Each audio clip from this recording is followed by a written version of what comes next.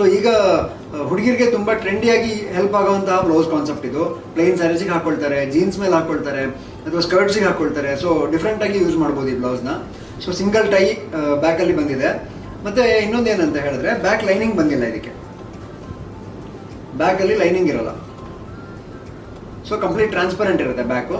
So ಇದು cotton lining use ಆಗಿದೆ, ಮತ್ತು ಪ್ಯಾಡೆಡ್ ಬ್ಲೌಸ್ ಇರುತ್ತೆ. ಪ್ಯಾಡೆಡ್ ಇರೋದ್ರಿಂದ ವಿತೌಟ್ ಇನ್ನರ್ ಕೂಡ ಇದನ್ನು ಯೂಸ್ ಮಾಡ್ಕೋಬಹುದು. ಹಾಗಾಗಿ ಬ್ಯಾಕಲ್ಲಿ ಲೈನಿಂಗ್ ಬಂದಿಲ್ಲ ನಿಮ್ಗೆ ಇದಕ್ಕೆ. ಸೊ ಸ್ಲೀವ್ಸ್ ಕೂಡ ಲೈನಿಂಗ್ ಬಂದಿಲ್ಲ, ಮತ್ತು ಫ್ರಂಟಲ್ಲಿ ಕೂಡ ನಿಮಗೆ ಮೇಲ್ಗಡೆ ವಿತೌಟ್ ಲೈನಿಂಗ್ ಬಂದಿದೆ. ಅಂದರೆ ನೆಟೆಡ್ ಪ್ಯಾಟ್ರನ್ ಟೈಪ್ ಬಂದಿದೆ, ಟ್ರಾನ್ಸ್ಪರೆಂಟ್ ಬರುತ್ತೆ.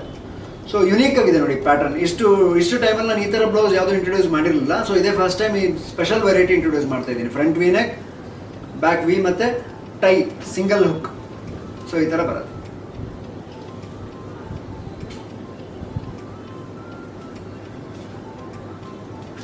ನೋಡಿ, ಬ್ಯಾಕ್ ಟೈ ಬರುತ್ತೆ ಈ ಥರ. ಸೊ ಡಿಫ್ರೆಂಟ್ ಯುನೀಕ್ ಆಗಿ ಇದೆ ಬ್ಲೌಸ್.